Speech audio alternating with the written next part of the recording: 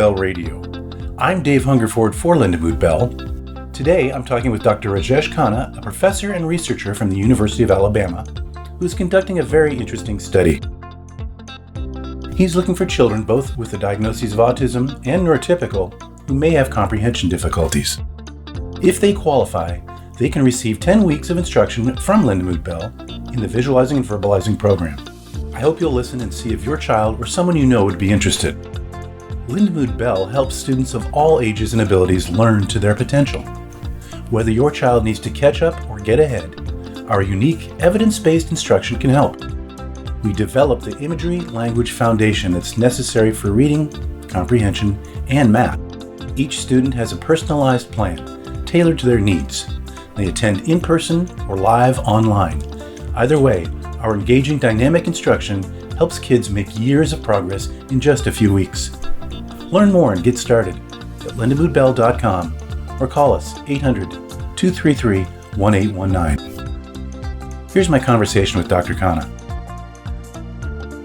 Here I am with Dr. Rajesh Kana, a professor in the Department of Psychology and the director of the Center for Innovative Research in Autism at the University of Alabama. Dr. Kana, good morning.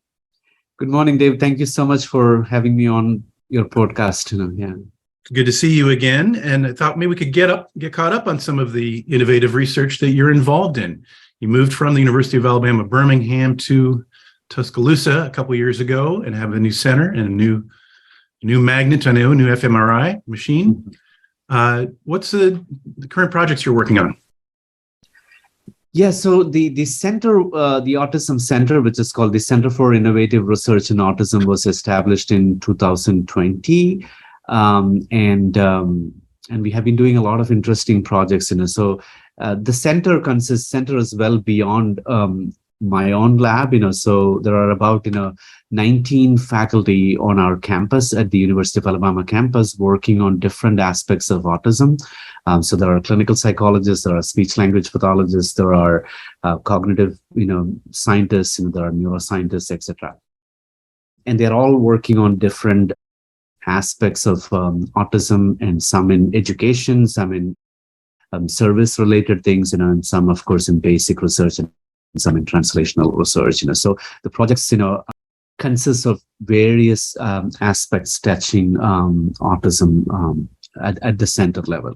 And we'll talk about our lab projects, as we go on.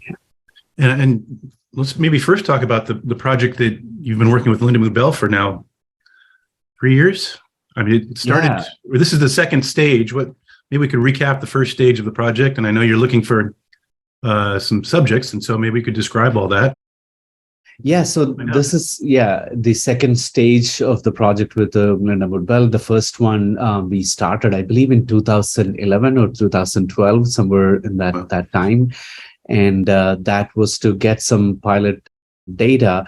And the goal is to identify a subset of children with autism who have a unique problem, which is that, or unique difficulty, which is that they read comfortably well, but they are not comprehending what they are reading. Or in other words, you can say the decoding ability is average or above average, whereas the comprehension is poorer than that, And those children can get lost in classrooms, because teacher may think that the child is reading well, but the performance is not that great in tests and other academic, So we are identifying, or we have identified in that first project, a bunch of such children, and test them and scan them at time point 1, and then they take the visualizing and verbalizing for language comprehension and thinking intervention from Lindamood-Bell, and then they come back after that for another set of testing and scanning. And then basically we are trying to look at, the changes in their brain, as well as the change in comprehension of the material which they read from time point 1 to time point 2. And so that was the initial project. And we had probably about 20 subjects, 20 participants in 3 different groups in that project. The second phase of that project was we submitted a grant to the National Institute of Health, especially the National Institute of Deafness and Other Communicative Disorders. So NIDCD, so they funded the R01 project, which we are looking at many of the things which I talked about at a larger scale with massive number of participants. So we have autistic participants with language difficulty or reading difficulty, reading comprehension difficulty, and then even neurotypical participants with language comprehension or reading comprehension difficulty. Ask a question about the first part. Did you find any consistencies with the scans that you must have to apply for the second part? But what were those things that you found from that first initial group? Yeah, so in the first phase, we found some of the key brain areas involved in language comprehension and reading. I think if you ask, the two classic language areas in the brain are the Broca's areas and Wernicke's area, but reading network is much bigger than that, and beyond these two regions there are many others. But we found especially these two regions, their activity during reading comprehension, as well as their communication or the connectivity between these two regions to be different in autistic participants at time point 1, and that significantly changed when they reached time point 2 after the intervention. So in other words, you can say that after the intervention, connectivity between two core language areas significantly increased from as a result of intervention. Right, and so the second step is expanding the number of subjects. Exactly. So we wanted to use that first phase of data, which is technically in pilot data, because we have only so many subjects there. We want to use that finding to propose to NIH that, here we are finding this initial changes, which is very promising. So we need this to be tested at a larger scale. We also wanted to add a neurotypical group into it to see that the reading comprehension problems, difficulties shared by the neurotypical group and then the autistic group, do they have some similarities there, or what are the differences there, whether it's even related to the diagnosis of autism or it's something beyond that. So there are more interesting questions there with a larger template or larger context, with the new grant from NIH. And for the second part, you're looking for subjects.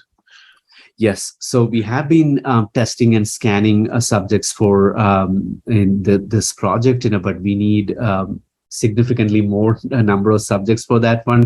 So the plan is to scan 200 children, at time point 1, and then a set of those children will go for intervention and then come back again and we test. So it's like 200 at time point 1 and 200 at the same 200 coming back at time point 2. So and not all 200 of those children are in the same group. We have different groups there. About 100 of them are autistic children, and the other 100 are neurotypical children with two different profiles: neurotypical children with reading comprehension difficulty and neurotypical children without any reading comprehension difficulty. So we are still looking for, we probably are about 35% or something like that into our recruitment. So we are looking for more children to participate in our study. And what would that entail for if a parent was interested in doing that? What's kind of the process that they would go through to be involved in this? Yeah, the process is to connect with our lab. So anybody sitting anywhere in the country can reach our lab. So our website is cbra.ua.edu, and the lab website has all the details about the study there, and then number to call or email to reach us. So once we hear from a family, we set up a time for an initial phone screening with them, and then go through some of the eligibility criteria for the study. And if the child meets the eligibility criteria at that screening stage, we schedule a time for the testing. And for the testing, they need to come to, Alabama, basically to Birmingham. Usually we do this as a 2-day visit. So the first day, once they come in, we do the testing. The testing takes about 3 hours or so, where we do the reading ability test, the comprehension test, IQ testing. So a set of testing will be done at that time, and then the child can. We also look at whether the child is eligible for the study, whether they meet that criteria of good reading ability, poor comprehension ability. And once the child qualifies for that one, we schedule the scan for the second day, and then they participate in the MRI scan, which takes about an hour. Yeah, so that's all they need to do, and they get paid for their visit. For their participation, we pay $125, for their participation in the testing and scanning part.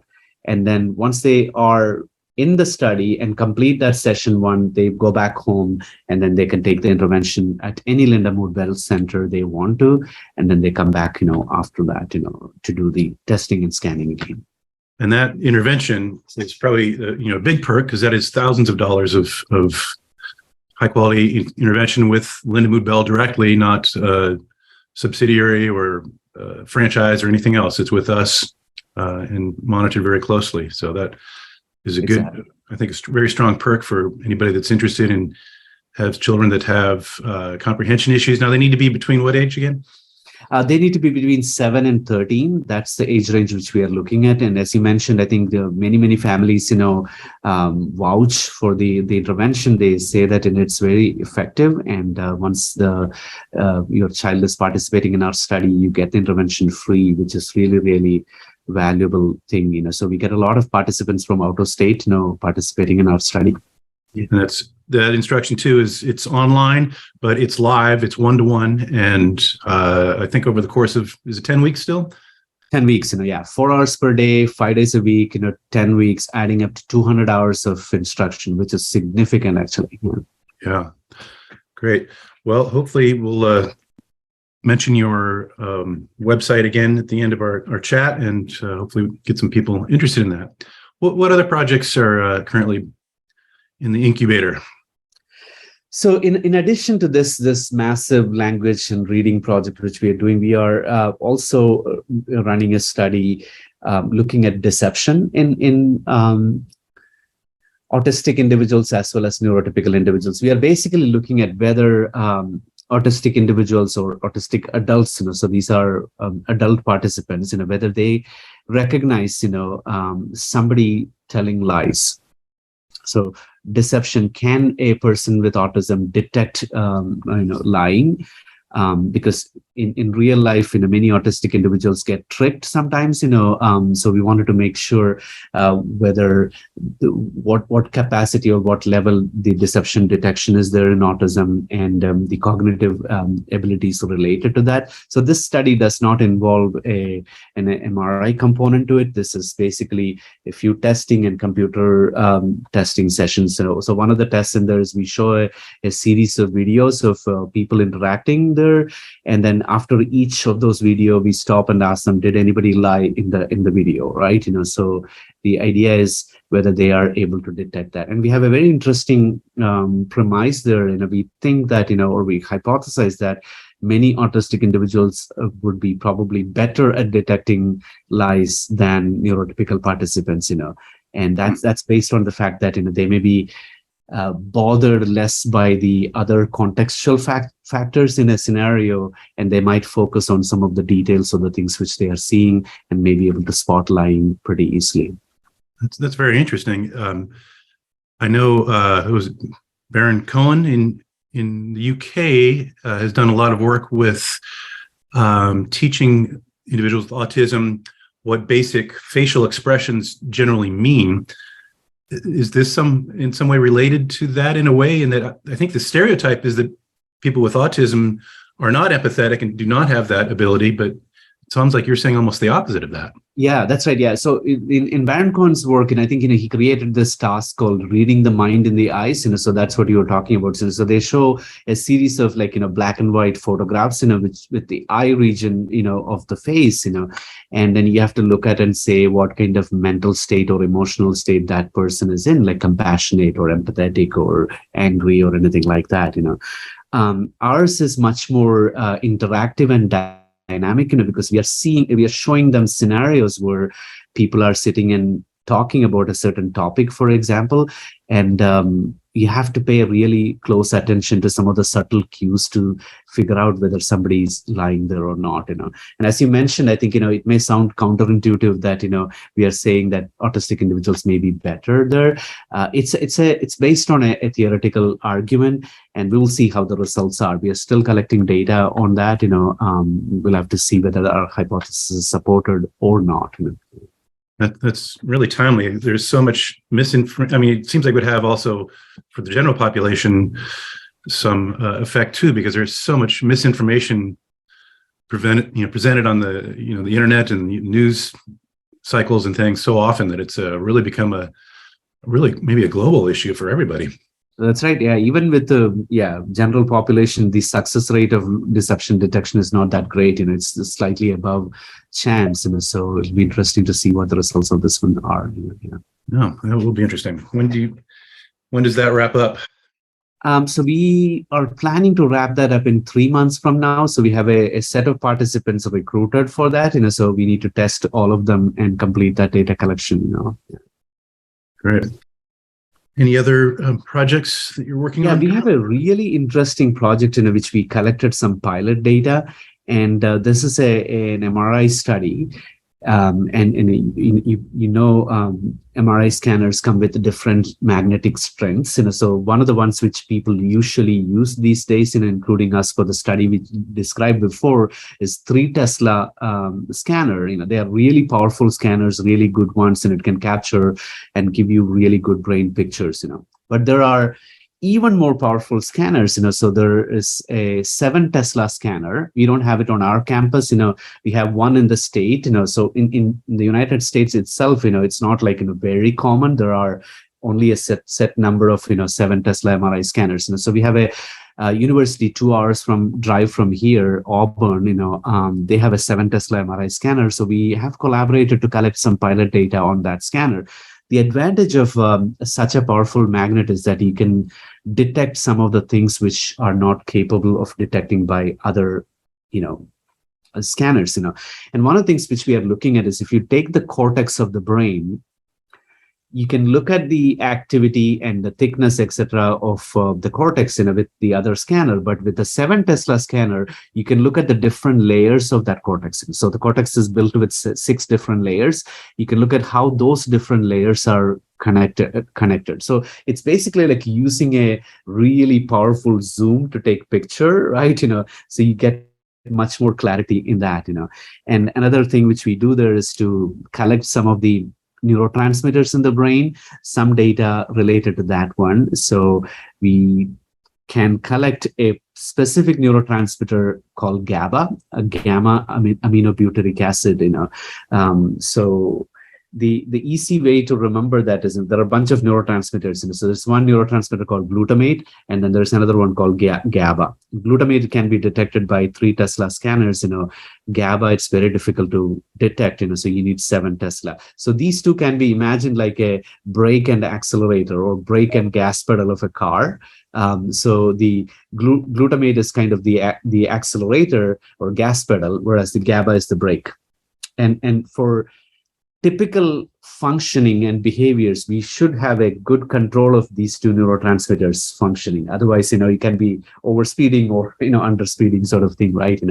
So we are trying to look at the GABA concentration and glutamate concentration in autistic brains and see the balance or imbalance between those, neurotransmitters. So, and what specific functions would these neurotransmitters oversee? So they are involved in multiple different functions, including cognitive abilities, your motivation for doing certain things, your excitement about certain things, So many aspects of daily functioning and decision making are, such functions, underlie a balance between these type of neurotransmitters. So wanted to see how that balance or imbalance is there in autism. And since your specialty is individuals with autism, is that something that you're looking at to see if that functions differently for those individuals? That's right. Yeah, there is some literature showing some of the imbalances in neurotransmitters to be a key factor, more than some of the other neurobiological differences. One would assume in autism, such excitation inhibition sort of imbalance. So that's what one neurotransmitter engaged in excitatory behaviors, the other one is engaged in inhibitory behaviors. And I think a balanced one is where we have a good control of these 2 things. And that's exactly what we were trying to look at. So we just have about 15 subjects data as a pilot data, which we just collected from that 7 Tesla scanner. Let's talk a little bit about your center overall. And how do you engage students, and what's the interaction there? So yeah, the Autism Center, as I mentioned before, we have a large number or relatively large number of faculty working on different aspects of autism. And then we have a good group of PhD students as well as undergrad students interested in working in different projects related to that. So at this point, the center is center without walls. That's the way we would like to call it. We don't have a building yet, because it's a new center. And the goal is to create this cohesion and momentum across all these faculty and students, and provide the intellectual as well as physical infrastructure needed for a thriving autism community and autism research on campus. So that's a larger level goal of the center. So basically we wanted to have interdisciplinary projects coming up from the faculty.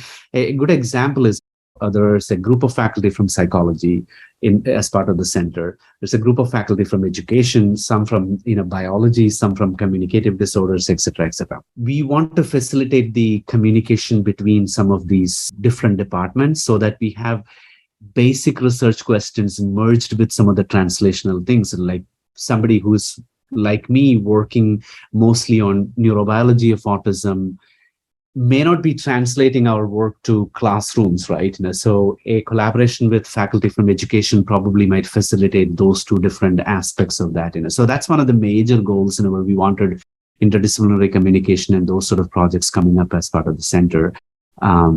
So basically the idea is to have that cohesion and momentum across the members of the autism community, and provide training for students and younger faculty in autism diagnosis, and to conduct research, provide some pilot funding for collecting some interdisciplinary data so that they can submit bigger proposals. So these are the kind of activities centers engaged in at this point. And offhand, what is kind of in general the rate has always been something in the press of diagnoses of autism. Is it leveled off? I know it had been growing for so many years as we got more sensitive and consistent ways to diagnose. Yeah, it's been growing over the years. And each time, you see a survey from CDC come out, you see a new set of numbers. I think the most recent one I heard is, 1 in 44, which is significantly more than what we have been hearing in the past. And as you very well know, there are multiple factors probably contributing to those numbers. Maybe there is a genuine increase there, but of course, diagnostic rate increasing is definitely one of the aspects, contributing to that. So for the subjects that you use in your research, can you describe the process that someone would go through to get an fMRI scan? Yeah, it's so a child who's participating in our study has to be in the MRI scanner for about an hour of time, right? So and for any child, or for anybody for that matter, and for an autistic child, it's pretty difficult to go into this machine, which makes constant noise, right? Throughout, while the time they are inside there, and it's a tighter, smaller space. It's very difficult to be there, be still, and also be engaged in doing a language task or any other task in the MRI scanner. So it's a difficult thing to do, and then come up with good data, good quality data from a participant. So we do a lot of preparation as a preemptive sort of measure to prepare them for the MRI scanner. So a couple of things we do is we have created a social story document. So social stories are picture stories for anything which a child, this can help anybody. Like if you go to a place for a function, you need to know exactly what the start of that function, what it entails, and when it's ending, etc. So that gives us a clear picture of what my role is, how long I should be there, etc. So for the scanner, what we do, or for scanning session, what we do is we create pictures of everything that the child is going to encounter that day there. Like we would say that, okay, this is a picture of the building. You will be going to this building on such and such day, right? You will meet these research assistants, at that time, right? There, and then they will take you inside this. This is the waiting area. Your family can wait in this area. We have everything in picture format, and for the scan too, from the start of the scan to the end of the scan, like this is the first scan. This will make noise for 3 minutes. Next one will make a different noise for 6 minutes, right? And the third one, you have to do a button press, for something. So we clearly describe everything through pictures. So that document is sent to the family well ahead of the scan so that they can go through with the child and practice. We also do one more thing. We have recorded the noise the scanner is making for different acquisitions. And we send that recording to the family as well so that they can play this recording. Many autistic children are sensitive to different type of noise, and that can be a difficult environment. So they can play it and practice them so that nothing is new. So the goal is basically that they don't get anything sudden surprise in the MRI scanner and affect the data quality. So we prepare them well, and that has worked out relatively well. I mean, still there are every scan with an autistic child is a new experience. We learn a lot from that, and we have to do a lot of improvisation and being resourceful to collect good data. And it is very loud. I visited you probably 5-6 years ago, right. And the kids kind of climb in on a conveyor belt and slide in. And they're looking at a screen during the scanning part, right? What's up on the screen? Yeah, you're right. So there is a scanner bed, and you lie down there, and the child's head is this way. You put a football helmet kind of thing on their face. So it's kind of like a coil. And then the screen, so once you push the subject inside the scanner, the screen is behind the scanner. And on top of that coil, right above your nose, there is a mirror.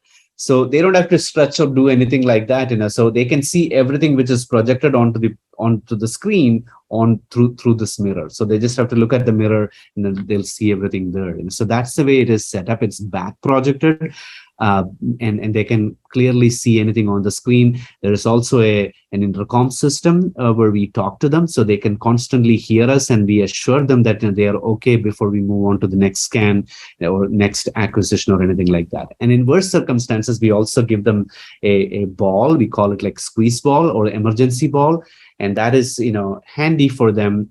If they absolutely have to come out of the scanner, they can press that, and we go and get them out at that stage. And what are they seeing on the screen? Are they having to do some sort of tasks? Yeah. So for the brain read project, the one which we talked about earlier, we have them do word tasks and sentence processing tasks, right? For example, apple, orange, grapes, and then they will give a fourth word table, and they have to say whether that fourth word belongs to the category or not. And they can indicate that by pressing yes or no buttons, which we will give them on their right and left hands. So like that, they have language or reading tasks which we give on the computer screen. That's what they have to see and respond to. And so you're trying to activate that portion of the brain that's responsible for that, and that should be then help with some consistencies or differences between your subjects that are maybe not with autism and. Exactly. So we look at, these presentations of these words and sentences are time locked. We know exactly what time we are presenting those things, right? And then we are looking at, while they are comprehending those words and sentences, what part of their brain is responding to that, how they are connected. So we are basically getting task-based fMRI data from these participants at that time. So these are connected to the task. And then we can even manipulate the conditions, like we can have an easier condition and a difficult condition, and then look at, whether when they move from easy to difficult, what kind of changes are in the brain. So all those possibilities are there. It's interesting. What again is the website of your? So the lab website is cbra.ua.edu. Great. And you can find that, I'm sure, on the University of Alabama website as well. Mm-hmm. That's right. Yeah, if you even type University of Alabama brain autism, I think it should come up as well, here. Great. Well, thank you for being on Lindamood-Bell Radio again. It's good to see you. Thank you very much. Thank you so much. I really enjoyed the conversation. Thank you. And thank you for listening. Learn more about us at lindamoodbell.com. You can also find us on YouTube, Instagram, Facebook, and Twitter. We are Lindamood-Bell.